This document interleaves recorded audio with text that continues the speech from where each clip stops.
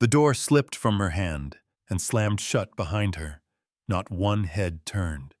Martha Ellery, 74, part-time pie baker and full-time widow, adjusted her coat beneath the icy courthouse lights. The only sound louder than her cane was the rustle of an old canvas field bag, the one she hadn't touched in years. Why would a zoning hearing need 3 Navy SEALs in the back row ever seen a town change its mind in real time? Martha Ellery struggled with the garden gate again. The latch always stuck in the morning chill, and her hands weren't what they used to be. Still, she had a warm pie in one hand and no intention of asking for help. The wind was already whispering through the maple branches along Sycamore Street, carrying with it the scent of distant fireplaces and damp leaves.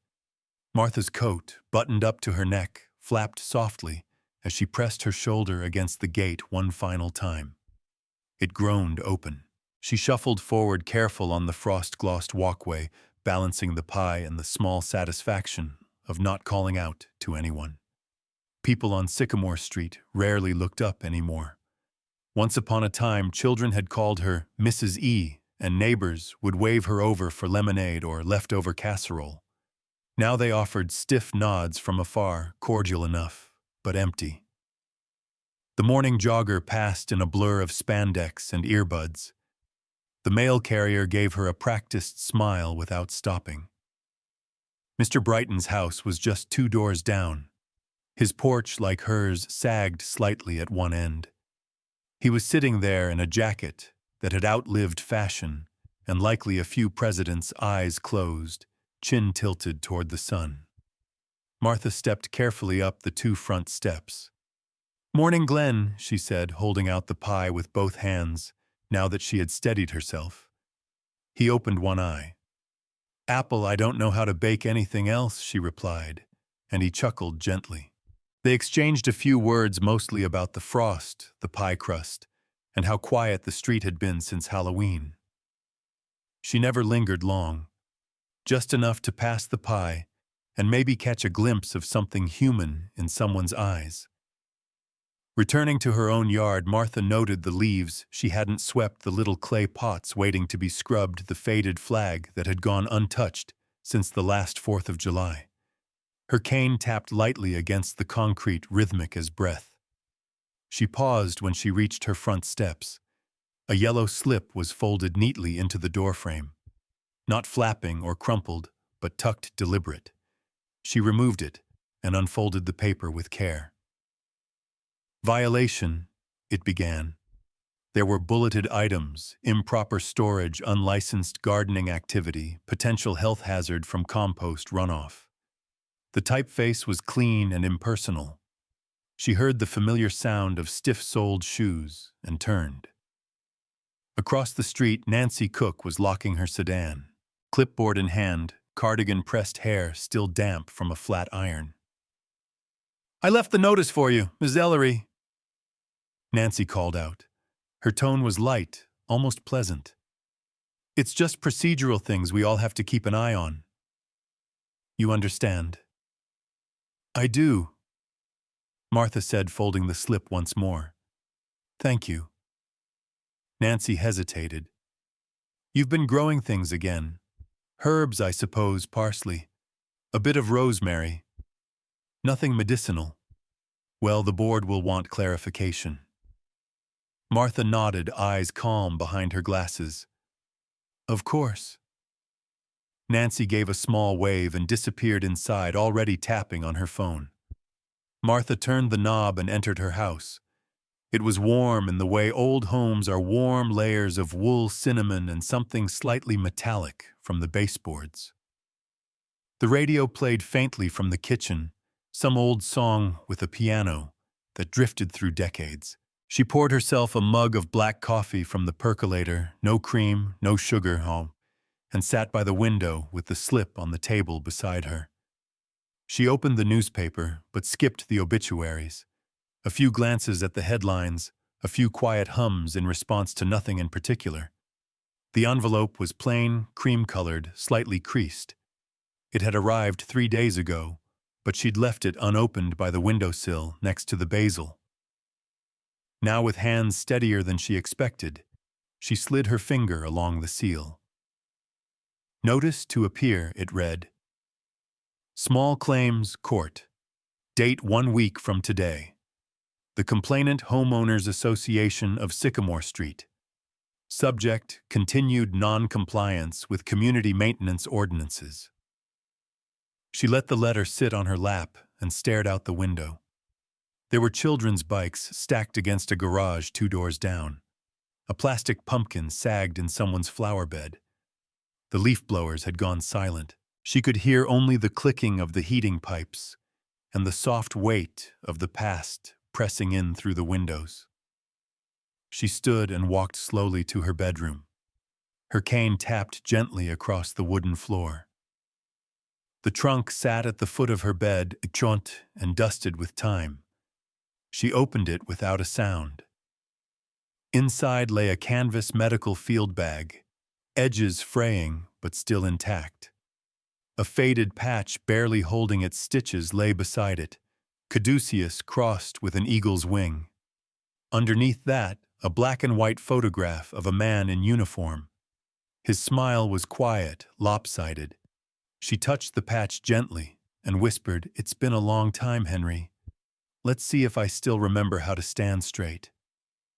Nancy Cook smoothed her HOA binder like it was a courtroom file. Rules gave order and order made people feel safe, especially in neighborhoods like Sycamore. The binder had recently been upgraded, fresh dividers, color-coded tabs, and a new laminated index for zoning codes. It lay on the kitchen counter next to her cinnamon tea, untouched and cooling. Through the window, the late afternoon sun cast stripes across her backsplash, illuminating the carefully arranged jars of peppermint bark and oatmeal crisps for the neighborhood bake sale. Her home, like her binder, had a quiet kind of precision, framed needlepoint candle warmers, sending up trails of apple spice and signs reading, "Gratitude is a lifestyle," or, "In this house, we give second chances." Each item had been chosen for its purpose, like the HOA. Tina from the HOA committee arrived precisely at 2:30, clutching her tablet and a bag of mini muffins. "They're pumpkin," she beamed. "Seasonal." Nancy smiled, polite but brisk. "Let's start with the new violations." Tina flipped open the app and navigated to the photos Martha Ellery's porch, with the bins half visible behind the bushes, a planter with what looked like wild thyme, and a compost bucket too close to the sidewalk. Tina had even zoomed in on a rust-stained rain barrel. "She's not malicious," Tina offered, unsure. "Just unregulated." Nancy nodded. "We've sent 3 notices. The bylaws are clear." Tina's eyes flicked to the rocking chair in the photo. "You ever think maybe she's just old? Like maybe she doesn't know there's a new form for composting?" Nancy's voice remained even. "We can't bend standards for sentiment." Just then Lila appeared in the doorway, arms crossed, half a sandwich in hand. Her brown hair still smelled faintly of bus travel and dry shampoo. "I thought the HOA was about keeping things beautiful," Lila said. "Not about stocking garden buckets." Nancy stiffened. "We're not stalking. We're preserving consistency." Lila took a slow bite. "Right. Because Martha's the real threat to this street. She stores medical supplies in unlicensed structures, Lila." Or maybe Lila replied she's helping someone. Quietly, without blasting it on a bulletin board. Tina cleared her throat and checked her watch. "I'll print the formal case summary for the court packet." Nancy turned toward the window again. Across the street, Martha's gate hung ajar, and that same old rocking chair tilted forward, as if waiting for a guest. At City Hall, the same scent of waxed floors and hand sanitizer lingered in the narrow corridors. Ethan Ross leaned back in a chair too small for his shoulders and flipped through the case file with the indifference of someone who had seen too many of them. Violation of HOA gardening code, he read aloud, unimpressed. Suggested fine $300. And the HOA wants court intervention. He tossed the folder onto his desk. It skidded into a half-empty coffee cup, sloshing a bit over the side. Jenny, his intern, peeked around the corner. Want me to call the complainant? No, Ethan said, rubbing his eyes. Call the defendant. Let's see what kind of rebel keeps unlicensed rosemary. A few minutes later, he left a voice message on Martha's landline, simple, professional, and unlikely to be returned. The name Ellery rang a bell somewhere in the fog of his memory, but he couldn't place it. He reopened the file, mostly out of duty. The photos showed more wear than damage, more history than hazard. Then halfway through the papers, he found an envelope tucked loosely into the back of the packet. The handwriting on it was steady, looped, old-fashioned. Inside, folded neatly, was a flyer printed on faded cream cardstock. Grand Junction Veterans Day Breakfast, hosted by VFW Post Bantine, honoring local medics and field nurses. November 11th, 2022. Service is never silent. The name Martha Ellery was handwritten near the bottom under RSVP. He tilted his head. A yellow sticky note was attached to the folder, included in personal materials not relevant to zoning. He peeled the note off and stared at the flyer again. Below it, barely visible beneath some faded tax receipts, were copies of old military forms, lightly creased. Discharge documentation. Field medic certification. A ribbon citation. Ethan blinked. Why does a gardening citation come with military records? Martha took nearly 10 minutes to lace her boots. She didn't mind. It gave her time to breathe and to think about what mattered. The brown leather creaked softly under her fingers. Each loop, each knot held more than muscle memory. It was an act of remembering. The boots had carried her through field clinics and midnight evacuations. Now they would carry her through a courtroom. She reached for her coat, wool-lined and weighty. As she slipped it on, her hand brushed against the inside pocket. A folded memory lived there. An old candy wrapper, a prayer card, and something far heavier that didn't take up much space. The last time she had worn this coat had not been for church or a dinner gathering. It had been for something harder. That day had ended with the quiet folding of a flag. The cold outside was gentle by Colorado standards. November sunlight bounced off windshields and made the sidewalks shine in patches. Her cane tapped rhythmically beside her as she moved past tidy fences and winter-ready flower beds. The bakery on the corner had propped open its door despite the chill, letting out the scent of cinnamon and nutmeg. Harvest Moon Cafe. The sign read, with a hand-painted crescent above it. She allowed herself one slow inhale. A man in a fleece vest crossed the street without looking at her. A woman with earbuds reached for the courthouse door ahead of her, caught her eye, smiled faintly, then let the door swing shut behind her. Martha paused, adjusted her field bag, and pushed the door open herself. The hinges complained, but not louder than the stairs. The lobby was filled with chatter, muffled by high ceilings and tile. Fluorescent light softened no one's features. Martha walked slowly, each footstep measured, letting the murmur of strangers wrap around her like distant wind. Someone whispered her name, maybe. She kept walking. In the hallway outside Courtroom B, Ethan Ross checked his watch for the third time. He didn't notice her approach until she stopped beside him. "Ms. Ellery," he said, standing straighter than usual. "I'm Ethan Ross, your counsel." She extended a gloved hand. "Good to meet you, Mr. Ross." He returned the shake, noting the firmness of her grip. Then his eyes dropped to the canvas bag resting on her side. A frayed military patch clung to the front. His mouth opened slightly, but before he could speak, the courtroom door creaked open. Inside, rows of wooden benches filled slowly. Neighbors found their seats with practiced glances. There was curiosity, certainly, but more than that, a hunger for validation. Martha remained standing near the front until the bailiff motioned her toward the defendant's table. Nancy Cook was already seated with her stack of papers, arranged like a fan. Her expression was calm, even pleasant. She smiled at the judge, nodded to the bailiff, and tilted her head toward Ethan and Martha with a cordial tightness. Judge Lomax entered with the dignity of someone who had seen too many minor disputes dressed up as great drama. She scanned the docket, adjusted her glasses, and gave a soft sigh. Nancy stood to deliver her remarks. Her voice was clear, unwavering, practiced. She listed the violations with precise references: gardening outside approved hours, unregulated compost placement, potential biohazard presence. She referred to photos, timestamps, zoning codes.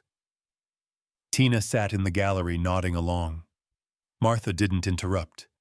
Her hands rested on her lap, fingers entwined shoulders, neither slouched nor stiff. She blinked occasionally, but otherwise didn't move. Her coat was buttoned, her boots laced tight. The room felt colder than the outside. The judge flipped through the pages, pausing occasionally. Ethan jotted something on a legal pad. Then the back door creaked open.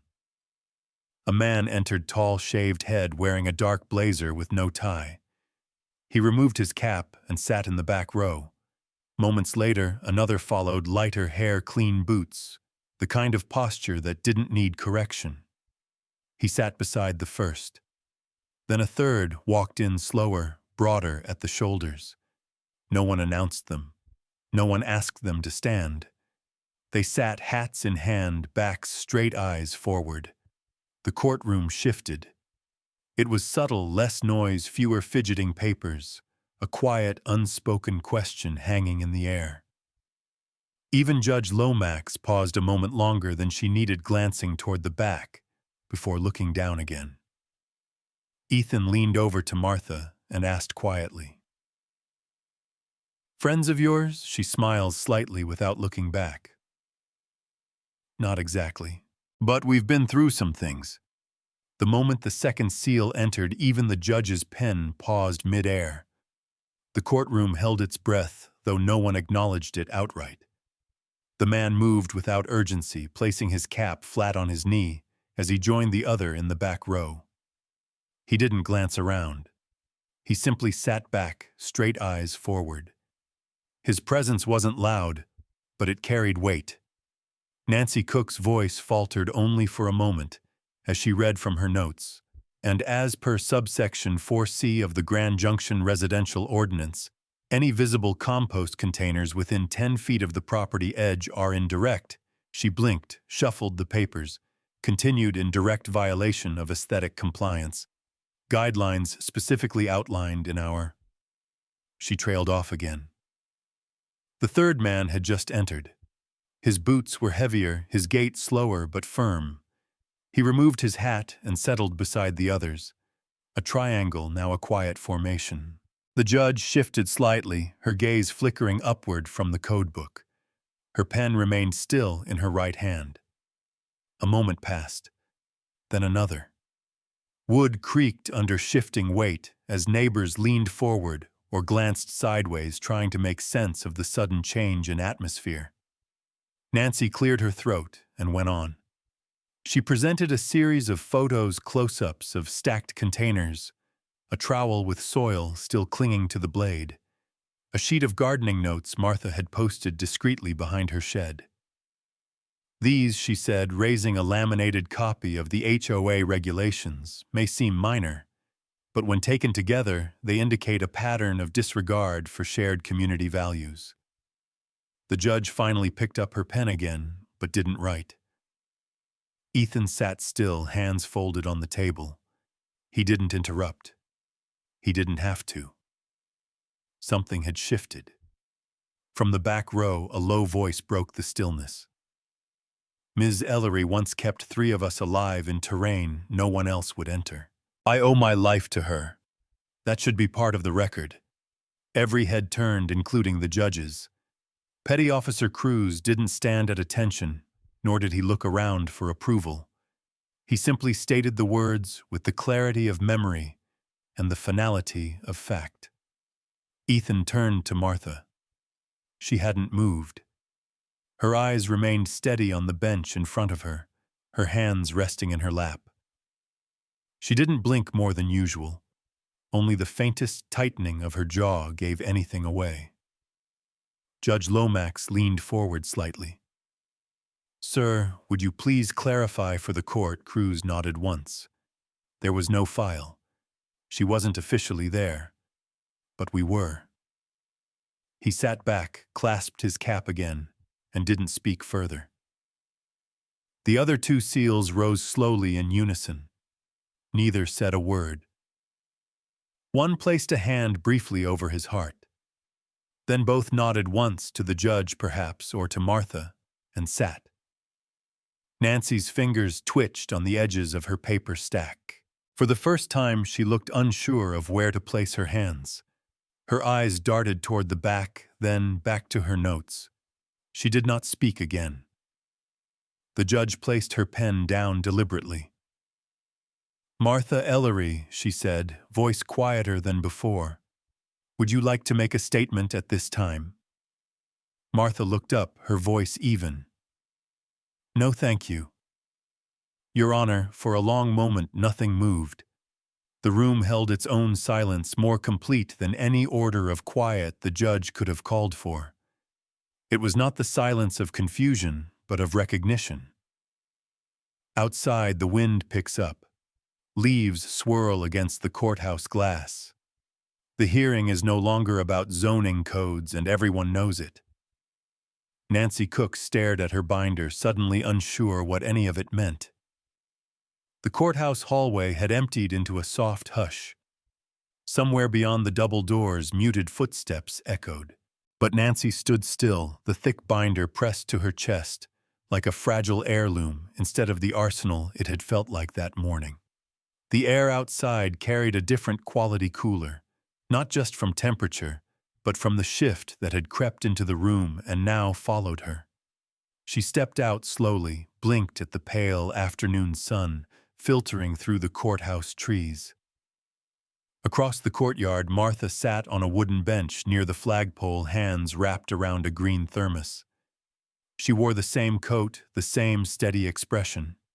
Ethan Ross sat beside her, his posture less lawyerly, now more sun-like. Nancy paused under the stone archway, half shielded by its shadow. "Why didn't you ever tell anyone?" Ethan's voice carried just enough for her to hear. Martha didn't look at him. She unscrewed the cap, poured herself a small measure of coffee, and said, "What would have changed?" Ethan nodded slowly, as if the answer itself carried its own weight. He rubbed the side of his jaw, looking at the thermos like it held more than coffee. After a while he said, "My mother was a nurse. She used to hum when she changed dressings. Never talked about the war. I thought she just forgot." Martha's response was a small smile, not dismissive, not affirming, just present. Nancy lowered her gaze. Her fingers had gone white around the binder again. She heard the soft tread of sneakers and turned to see Lila approaching. The girl didn't speak right away.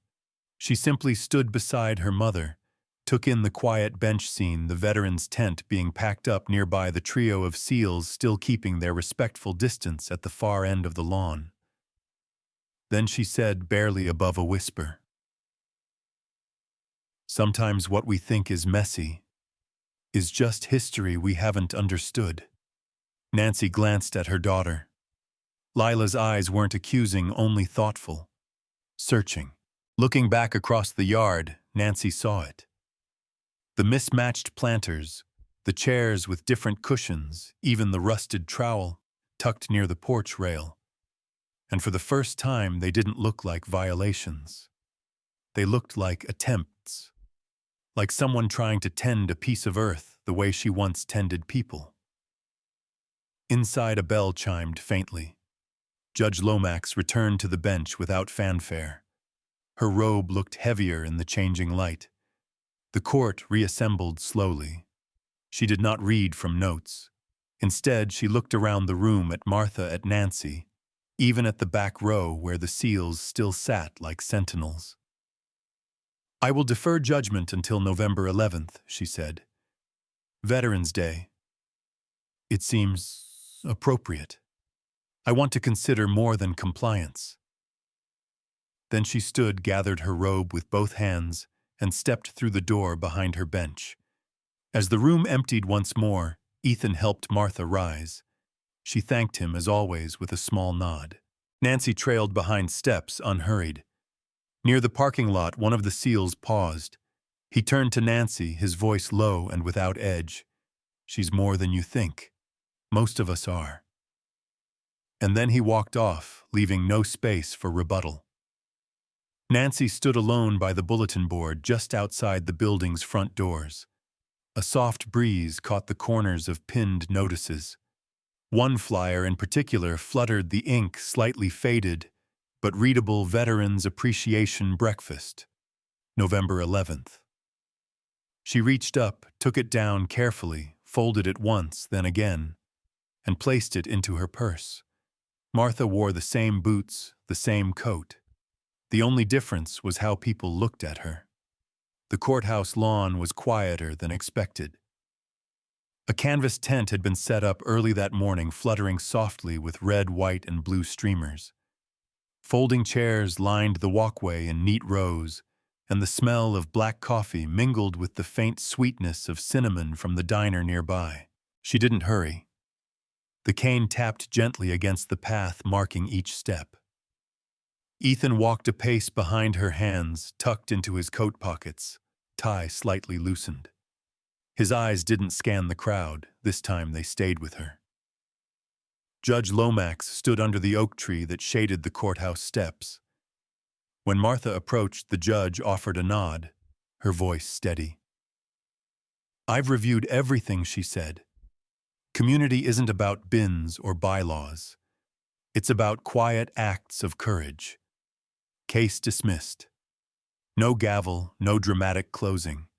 Just those words, and then she stepped back into the gathering where Mr. Brighton clapped softly, and others followed, not loudly, but with a weight that said more than noise ever could. Nancy Cook lingered near the edge, fingers twisting the strap of her purse. She looked smaller without the clipboard. When she finally moved forward, her heels made almost no sound on the grass. "I misjudged you, Ms. Ellery," she said, eyes uncertain. "I'm sorry." Martha didn't make her wait. "It happens," she replied, adjusting her grip on the thermos in her hand. "The good part is, it doesn't have to stay that way." Nancy nodded, then stepped aside without more. Later at the diner, a small paper-wrapped loaf waited for Martha on the counter, pumpkin bread tied with twine. The owner, apron dusted with flour, placed a cup of tea next to it. "No charge today," she said softly. "Thank you for whatever it was." Martha took her seat near the window. Ethan joined her, stretching his legs and sighing, not from exhaustion, but from something lighter. A kind of release. She broke off a piece of the bread, chewed thoughtfully, then said, "There was a boy once. Couldn't have been more than 19. Jacket torn straight through. He kept brushing it off like it didn't matter. I patched it before we moved out that night." Ethan glanced over. "Did it help?" She shrugged. He didn't say. But the next morning he stood straighter. They didn't speak much after that. The clink of the spoon against the teacup was enough. As they stepped back out into the daylight, one of the seals passed Ethan something small, a narrow wooden box worn smooth.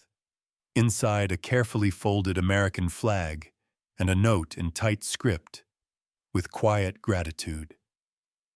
Ethan blinked, unsure whether to speak. but the seal was already walking away. When they reached her porch, Martha set the box gently on the table inside, then turned and stepped back out. She lifted the latch of the old gate. It creaked, same as always, but this time she propped it open with a flat stone. The breeze caught the edge of her coat, tugging lightly. 2 children rode by on bicycles. One raised a hand. "Happy Veterans Day, Miss Ellery." She nodded. Just once. The wind carried lavender through the open gate, even after the flags were folded and the voices faded from Sycamore Street.